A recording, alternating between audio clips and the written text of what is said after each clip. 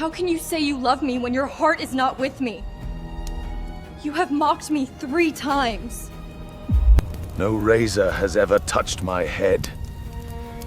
If I am shaved, strength will leave me.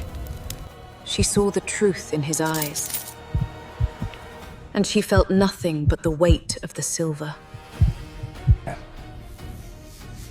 One by one, the 7 locks fell. The Philistines are upon you, Samson! He did not know the Lord had left him. They took his eyes, plunging him into eternal darkness. In the darkness of that prison, in the silence only the blind know, his hair began to grow. They brought him out to perform. The terror of Philistia, now nothing but a blind slave. O Lord God, remember me. Strengthen me just this once, that I may take vengeance. He pushed. The temple fell. And in his death, he killed more than who had in his life. Long before Delilah ever whispered his name, long before the razor touched his scalp, there was a promise, a covenant sealed before the child ever took his first breath. In the hill country of Zorah, in the territory of the tribe of Dan, there lived a man named Manoah. He was a simple man, a farmer, a man who feared God and kept to himself. His wife was barren. Year after year, she had prayed for a son. Year after year, the heavens remained silent. She would kneel in the fields at dawn, her hands pressed together, her lips moving without sound. She would weep in the night when she thought Manoah was asleep. The neighbors whispered behind her back. The relatives stopped asking about children, and slowly, hope became a word she could no longer speak. But God had not forgotten her. God never forgets. One afternoon, while the sun hung heavy over the hills and the wind moved through the barley fields, the woman sat alone. Her face was tired, her heart was heavy, and then, without warning, she was no longer alone. A figure stood before her, tall, radiant, terrifying, the angel of the Lord. His presence was unlike anything she had ever experienced. The air around him seemed to hum with power. His eyes held fire and eternity. She could not move, she could not breathe. And then he spoke. "You are barren and have no children, but you will conceive and bear a son." The words struck her like lightning. Impossible words, miraculous words. He continued, "Now then, drink no wine or strong drink and eat nothing unclean.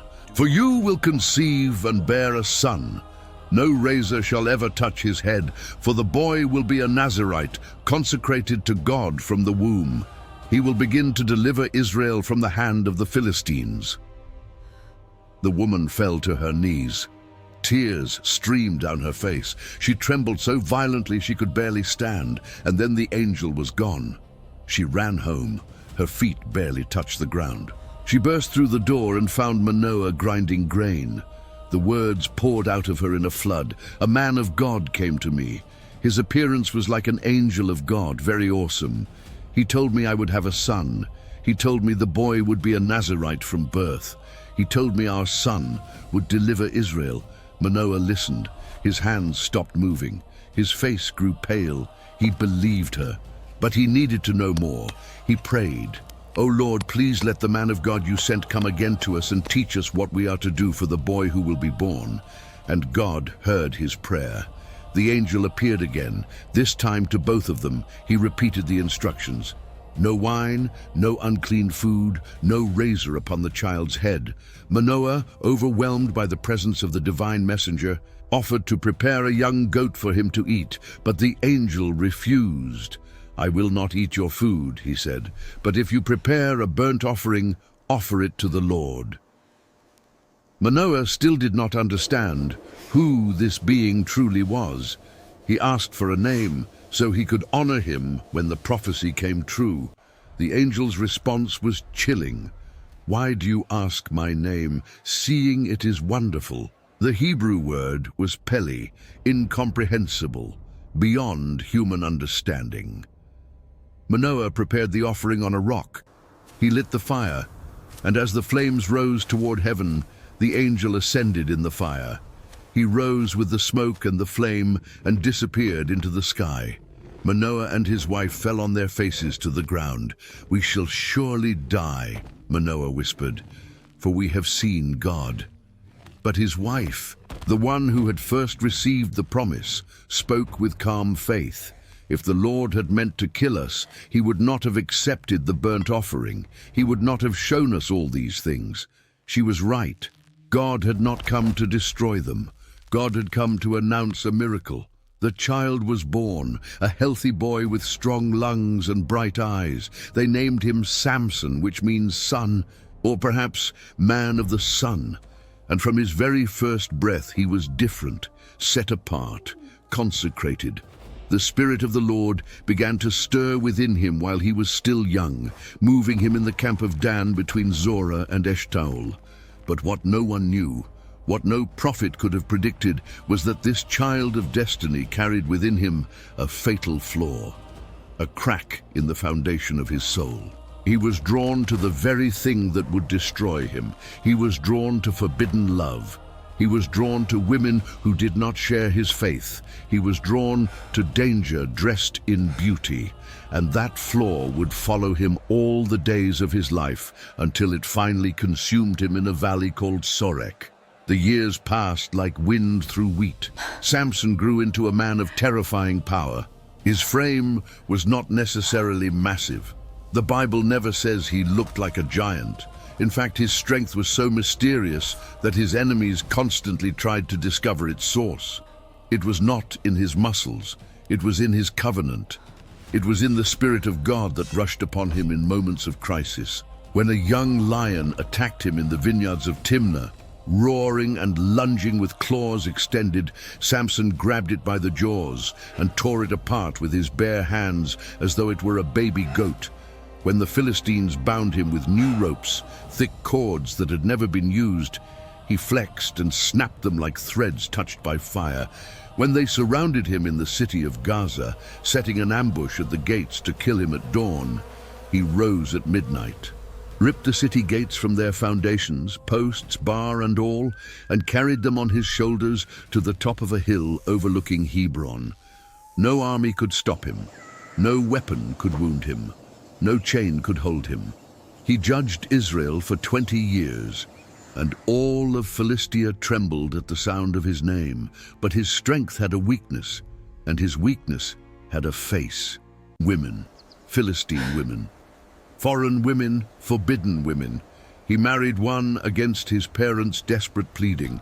She betrayed him, giving away the answer to his riddle to save her own family, and his rage led to the death of 30 men. He visited a prostitute in Gaza, and they tried to kill him in the night. He escaped, but not without scandal. And then, after all the warnings, after all the close calls, after all the signs that should have made him wise, he fell in love one final time. But this love would be different from all the others. This love would be his grave. The valley of Sorek stretched between the highlands of Judah and the coastal plains of the Philistines. It was a borderland, a dangerous, contested territory where enemies met and alliances shifted like sand in a storm. The Hebrew word Sorek means vine. Vineyards covered the hillsides, their grapes fat and dark under the Mediterranean sun. But beneath the beauty, there was poison. Beneath the sweetness, there was betrayal. And in that valley lived a woman whose name would echo through millennia as a warning to every generation. Her name was Delilah. The Bible does not tell us her ethnicity with certainty. Some believe she was a Philistine, like the other women who had captured Samson's heart. Others note that her name is Hebrew, meaning delicate or perhaps feeble. Some scholars connect it to the Hebrew word for night, Layla, suggesting a woman of darkness, a seductress, a lady of shadows. The text says only that she lived in the valley of Sorek. It says only that Samson loved her. Not desired, not visited, loved. That word appears rarely in the Hebrew scriptures when describing a man's feelings for a woman. It suggests depth, vulnerability, attachment. Samson gave his heart to Delilah in a way he had never given it to anyone, and she would use that heart to destroy him. The Philistine lords had tried everything to defeat him. They had sent armies, and he had slaughtered them with the jawbone of a donkey, killing 1,000 men in a single battle. They had laid ambushes, and he had escaped every time. They had offered rewards for his capture, and no one could claim them. This man was invincible. This man was a nightmare wrapped in flesh. But then they heard a rumor. The judge of Israel had fallen in love again, and suddenly the 5 lords of the Philistines saw their opportunity. They gathered in secret, the rulers of Ashdod, Ashkelon, Ekron, Gath, and Gaza, 5 cities, 5 rulers. One plan: they would not fight Samson with swords, they would not face him in battle, they would fight him with seduction. They would attack the one weakness no weapon could exploit: his heart. The lords traveled up into the valley. The Hebrew text says they went up, using a word that indicates ascending into the hills. This suggests Delilah did not live on the Philistine plain. She lived in the elevated territory, perhaps on the borderlands, perhaps even in Israelite land. But none of that mattered to them. What mattered was access, and Delilah had access to the most dangerous man alive. They found her home. They knocked on her door. They made their offer. The words were precise, cold, transactional. Entice him, they said. Find out where his great strength lies, and by what means we may overpower him, that we may bind him to humble him. Do this, and each of us will give you 1,100 pieces of silver, 1,100 from each of the 5 lords, 5,500 pieces of silver in total. It was a fortune beyond imagination, enough to buy land, enough to buy freedom, enough to change her life forever, enough to sell any man alive. Delilah looked at them. She did not refuse. She did not hesitate. She agreed. That night, Samson came to her as he always did. The sun had set over the valley. The stars emerged one by one. Oil lamps flickered on the walls of her home, casting long shadows across the floor. She had prepared food. She had poured wine. Her smile was warm.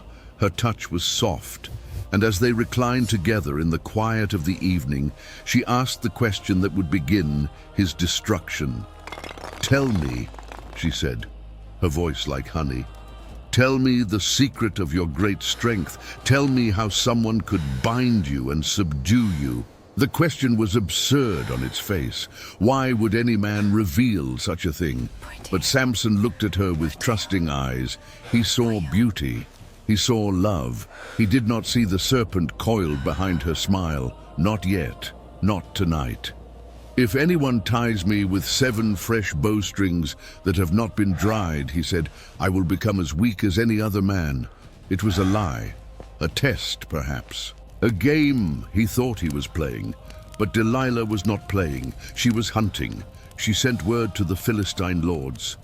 They came under cover of night. They brought her 7 fresh bowstrings, still moist with sinew, never dried in the sun. She waited until Samson fell asleep. His chest rose and fell with deep, steady breaths. His face was peaceful, innocent. She moved with silent precision. She wrapped the bowstrings around his wrists, around his biceps. She pulled them tight. In the next room, hidden behind a curtain, Philistine soldiers crouched in the shadows. Their weapons were drawn. Their hearts pounded so loudly they feared he might hear. This was the moment they had waited for. This was finally it. And then Delilah spoke. Her voice cut through the silence like a blade. "The Philistines are upon you, Samson." His eyes flew open, his body tensed, and before anyone could move, he snapped the bowstrings as easily as a thread snaps when it touches fire. The soldiers rushed forward. He threw them aside like straw dolls. Within seconds, the room was filled with groaning bodies, and Samson stood in the center, breathing hard, unharmed, unbound, unstoppable. Delilah watched from the corner.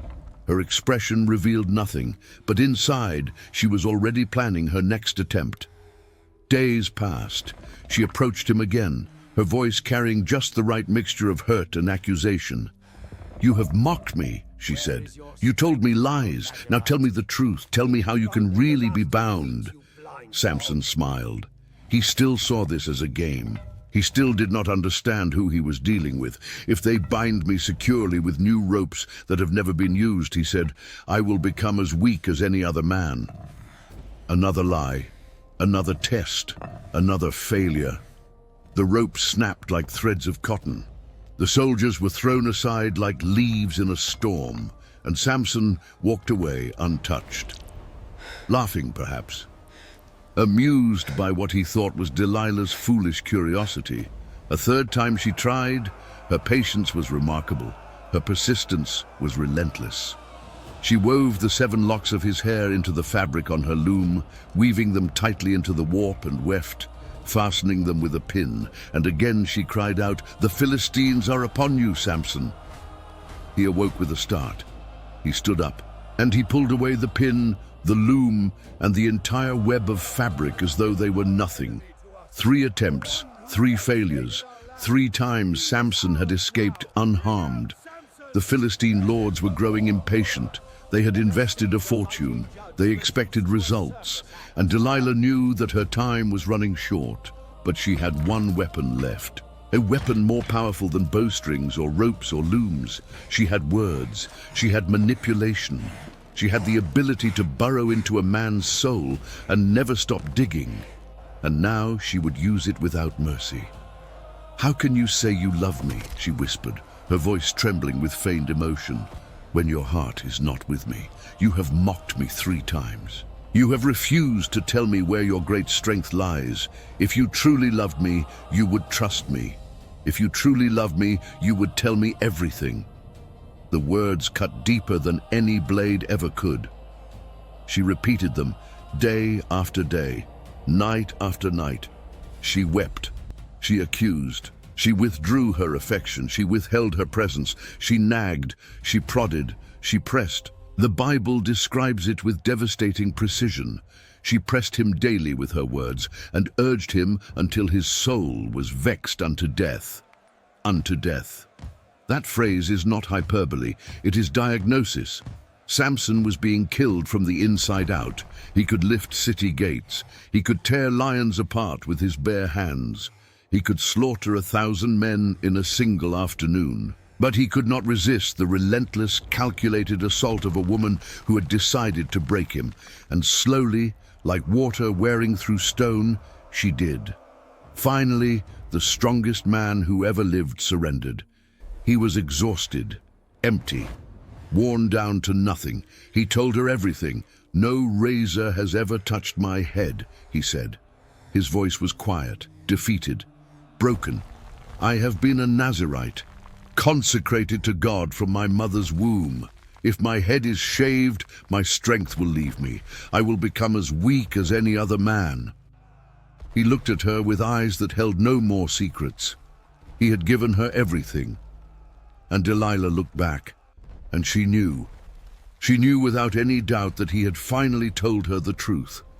There was something in his face, something that had not been there before. Complete vulnerability. The walls were down, the fortress was open, and she felt nothing but the weight of the silver that was about to be hers. She sent word to the Philistine lords immediately. "Come up once more," her message said. "He has told me everything." This time, they came themselves. No soldiers, no servants. The 5 rulers of Philistia walked into her home, carrying the silver with their own hands. 1,100 pieces from each lord.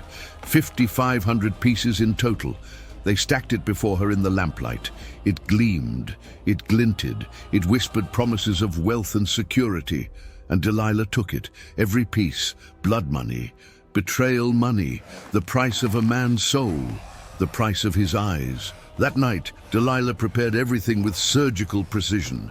She made Samson comfortable. She fed him. She spoke softly to him.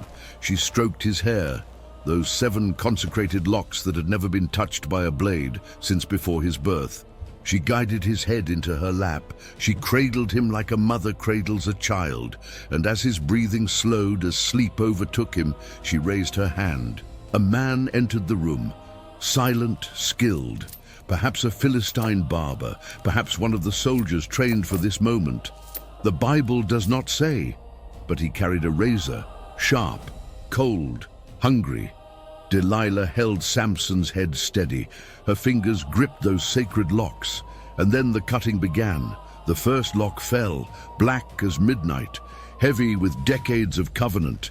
It hit the floor without a sound. Samson did not stir. The second lock fell. Then the third, then the fourth, each one carrying the weight of a promise made before he was born.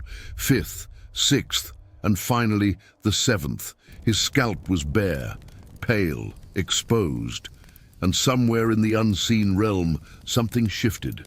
The Spirit of the Lord, who had rushed upon him in battle after battle, who had given him strength beyond human comprehension, departed, quietly, without fanfare, without announcement, simply gone. The presence that had defined his entire existence withdrew like a tide retreating from the shore, and Samson did not feel it. He slept on, peaceful, unaware, destroyed. If this story is touching your heart, subscribe now and turn on notifications. Every narrative here is a journey through the sacred pages. And what happens next in the story of Samson will shatter your heart and then rebuild it with the fire of redemption. Delilah looked down at the man in her lap. This man who had loved her with everything he had. This man who had trusted her with his deepest secret. This man who had given her the power to destroy him, and she felt nothing, no guilt, no hesitation, no regret. She leaned close to his ear. Her breath was warm, her voice was calm. "The Philistines are upon you, Samson." He woke, he stretched. He thought, "I will go out as before, at other times, and shake myself free." The confidence in his mind was absolute. He had done this 100 times. He had broken every bond, escaped every trap, defeated every enemy. This time would be no different. He pushed against the soldiers who grabbed him. Nothing happened. His arms did not obey. His muscles did not respond. He tried to rise and they held him down. He tried to roar like the lion he had once torn apart, and only a gasp escaped his lips. He reached for the strength that had always been there, the power that had defined his entire existence, and he found only emptiness, only silence, only nothing. The Bible records the most devastating sentence in his entire story, 8 words that carry the weight of 1,000 tragedies. He did not know that the Lord had left him. The soldiers seized him. They threw him to the ground. His face scraped against the stone floor. They bound him with bronze chains, thick and heavy, the kind reserved for the most dangerous prisoners. And then they did what they had dreamed of doing for 20 years. They took his eyes. They did not do it mercifully. They did not do it quickly. They gouged them out. The Hebrew word implies violence, brutality. They dug into his skull with their instruments of torture and ripped his sight from his face. Blood poured down his cheeks. He screamed in agony, a sound that echoed through the valley of Sorek, a sound that perhaps Delilah heard as she counted her silver. He would never see the sun again. He would never see the hills of his homeland. He would never see the face of another human being. The man of the sun was plunged into eternal darkness. They dragged him to Gaza, the city whose gates he had once ripped from their hinges and carried up a mountain in triumph. Now he entered in chains, blind, broken, bleeding, humiliated. The crowds gathered to watch. They spat at him. They threw stones. They cursed his name. This was the great Samson. This was the terror of Philistia.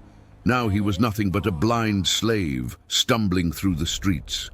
They threw him into a prison, a dark, damp hole beneath the earth. They chained him to a millstone, a massive wheel of grinding stone used to crush grain. Day after day, night after night, the great judge of Israel pushed that wheel in endless circles. His hands blistered, his back bent, his spirit broke. Sweat poured down his face, the chains cut into his wrists until they bled. And all around him he heard the laughter of guards. the mockery of enemies, the celebration of a nation that had finally captured its nightmare. He had been the terror of Philistia. Now he was their entertainment, their trophy, their proof that their god Dagon was stronger than the God of Israel. But something was happening, something no one noticed, something no one expected, something that would change everything. In the darkness of that prison, in the endless rotation of that millstone, in the silence that only the blind can know, Samson's hair began to grow, lock by lock, strand by strand. Slowly at first, then faster. The physical symbol of his covenant was returning, and deep within his shattered heart, something else was returning too. Repentance, faith, humility, brokenness. For the first time in his life, Samson had nothing left. No strength, no sight, no freedom, no pride, no women, no victories, no reputation. Nothing but darkness and chains and the endless grinding of stone. And in that nothing, in that absolute emptiness, he finally found God. Not as a tool to use, not as a power to wield, not as a convenience to call upon when he needed escape, but as a father, as a savior, as the only hope he had ever truly had. The prayers that rose from that prison were different from any prayers he had prayed before. They were not arrogant. They were not demanding. They were the desperate cries of a broken man who had finally realized how lost he had always been. The Philistines planned a great celebration. Their victory over Samson deserved commemoration. They gathered in the temple of Dagon, their chief god, a deity with the body of a fish and the torso of a man. Thousands of them, lords, soldiers, priests, merchants, women, children. They filled the main hall until there was no room to move. They crowded onto the roof, 3,000 people on the roof alone, peering down through openings to watch the festivities below. They offered sacrifices to Dagon. They burned incense. They sang hymns of praise to the God who had supposedly delivered Samson into their hands. "Our God has given our enemy to us," they shouted, "the one who devastated our land, the one who killed so many of us. He is ours now. Dagon has conquered the God of Israel." And in their arrogance, in their drunken celebration, they called for entertainment. "Bring out Samson," someone shouted. "Let him perform for us. Let us see the mighty judge reduced to a circus act."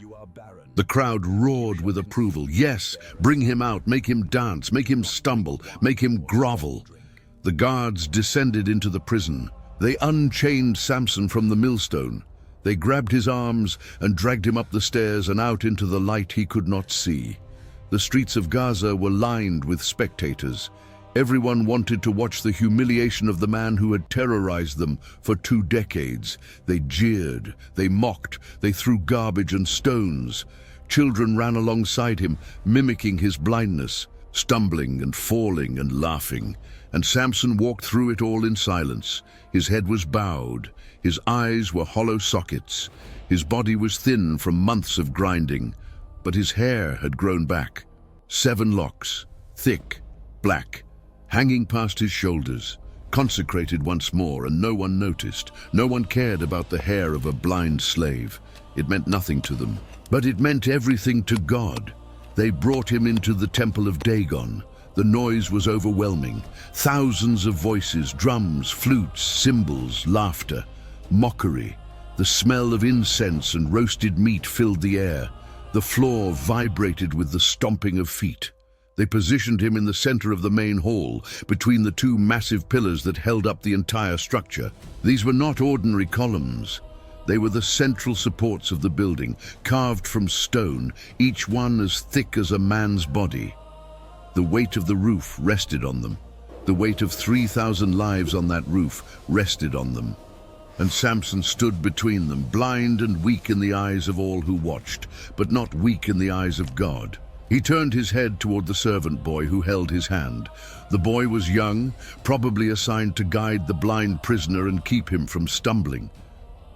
"Let me feel the pillars that support the temple," Samson said.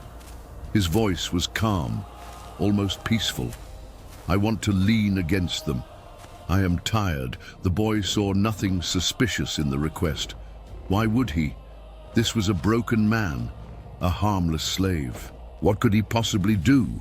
He guided Samson's hands to the cold stone. Samson wrapped his fingers around the pillars, one on his right, one on his left. He positioned himself between them.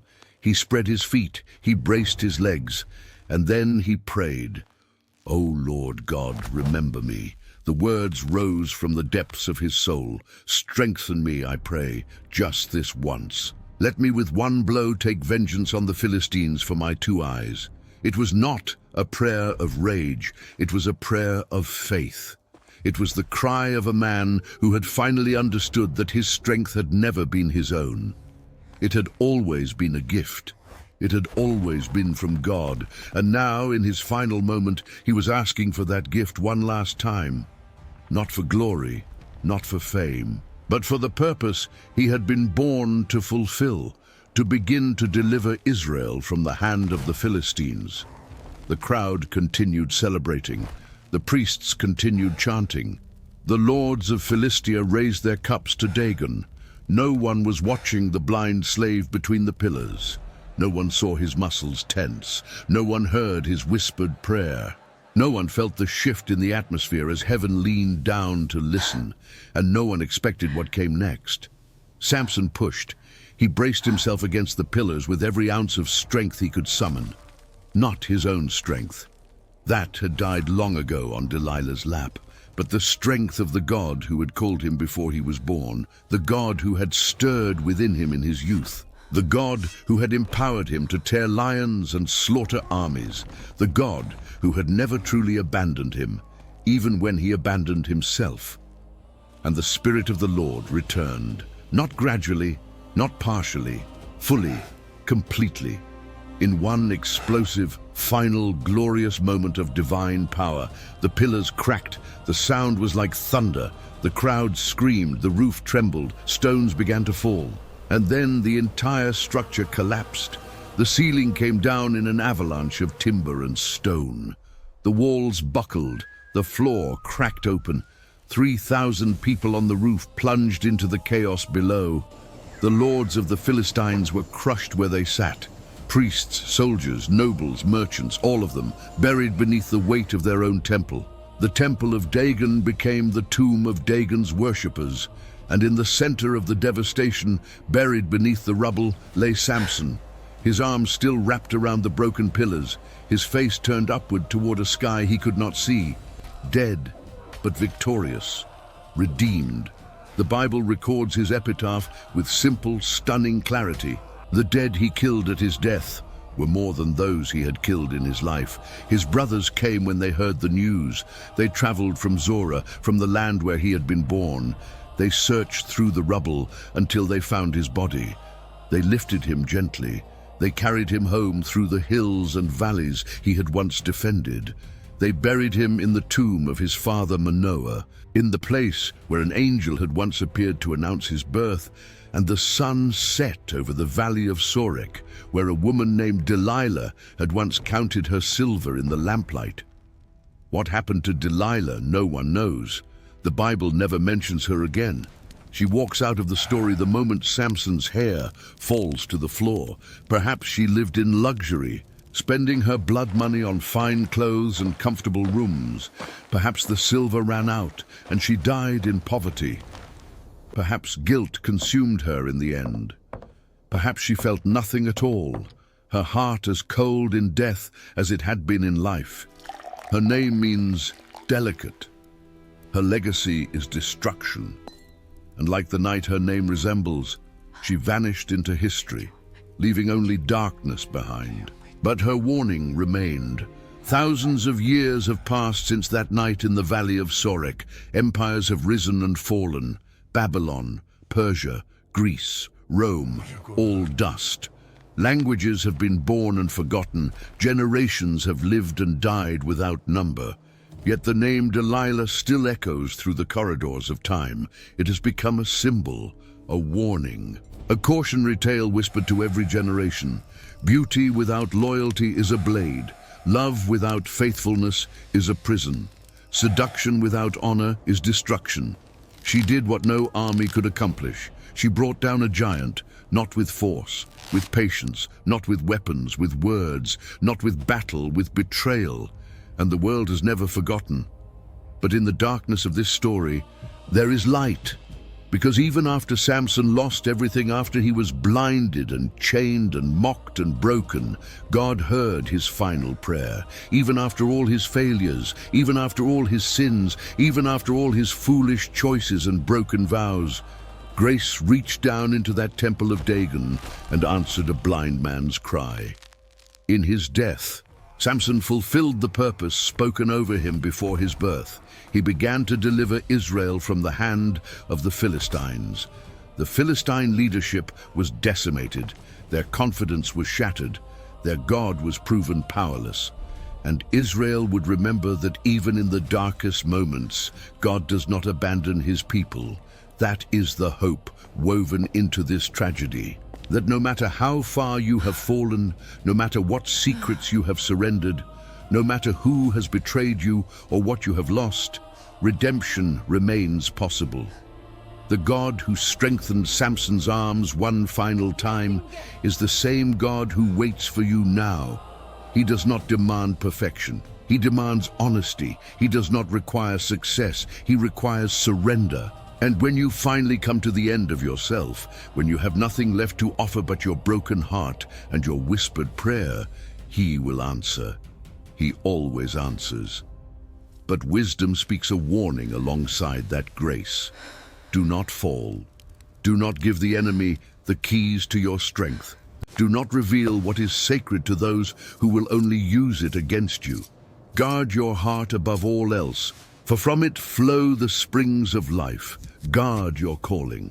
Guard the covenant God has placed upon your life, because there will always be voices in the valley. Soft voices, seductive voices, voices that say, "Tell me your secret."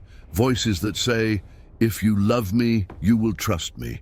Voices that sound like love but carry the cold edge of a razor beneath their words. Learn from Samson. Love is not enough if loyalty is absent. Trust is not safe if integrity is missing. And no one, no matter how beautiful, no matter how persuasive, no matter how persistent, is worth your destiny. The temple of Dagon is rubble. The lords of the Philistines are dust. The silver coins Delilah received have long since corroded into nothing, but the story remains, carved into the pages of scripture, spoken from pulpits across the world, watched on screens in countless languages, remembered, because some warnings must never be forgotten, and some falls must never be repeated. If this story touched your heart, write in the comments, "I will guard my calling." Samson was not perfect. He was flawed. He was reckless. He was driven by passions he could not control. He broke his Nazirite vows again and again. He touched dead bodies. He feasted with Philistines. He loved women who hated his God. But in the end, when everything was stripped away, when there was nothing left but darkness and chains and the memory of all he had lost, he returned to the only source of true strength, not his hair, not his muscles, not his reputation, but his God. And that God, in his scandalous, relentless, undeserved mercy, said yes one more time. That is the gospel hidden in this ancient tragedy. That falling is not final, that failure is not forever, that even in chains, even in blindness, even in the ruins of our own choices, the God of Samson still hears, still answers, still redeems. He is the God of second chances and last chances and chances we do not deserve. He is the God who meets us in our prisons and gives us strength to push down the pillars of our enemies one final time. He is the God who turns our worst defeats into our greatest victories. If only we will call upon his name. Close your eyes for a moment. Think of the Delilahs in your own life, the voices that have tried to uncover your weaknesses, the relationships that have pressed you day after day until your soul was vexed unto death. The secrets you have given away that you should have protected, the callings you have compromised for the sake of comfort, Now think of the God who still stands ready to strengthen you one more time. He is not finished with you. Your hair is growing back. Your strength is returning. And the pillars of the enemy's temple are waiting for your final, greatest act of faith. Do not let anyone cut away what God has consecrated. Do not surrender your calling to soft words and empty promises. And if you have already fallen, if you are already in chains, if you are already grinding in the darkness, know this: it is not over. The same God who answered Samson's final prayer is listening to yours right now. Reach out your hands, find the pillars, and push one more time for His glory, for your redemption, for the destiny that was spoken over you before you ever took your first breath. The sun has not set on your story, not yet, not ever, because with God, even the darkest night ends in resurrection. Even the deepest prison opens to freedom. Even the most broken life can become a testimony of grace. And so the story closes, not with Delilah counting her silver in a comfortable room, not with the Philistines celebrating their victory over Israel's God, but with a blind man, arms stretched between two pillars, crying out to the Father who had never truly left him. And in that cry, in that final, desperate, beautiful act of faith, everything changed. The temple fell, the enemy perished. And Samson, the flawed and fallen judge of Israel, became an unlikely hero whose story still speaks across the millennia. May you hear its warning. May you receive its grace. May you guard your calling with fierce devotion. And may you never forget that the battle for your soul is not won by strength alone, but by the Spirit of the living God, who gives power to the weak and strength to the powerless. This is the story of Delilah, the woman who seduced and destroyed the strongest man who ever lived. But more than that, this is the story of a God who redeems even those who fall the furthest. May it echo in your heart until the day you see His face.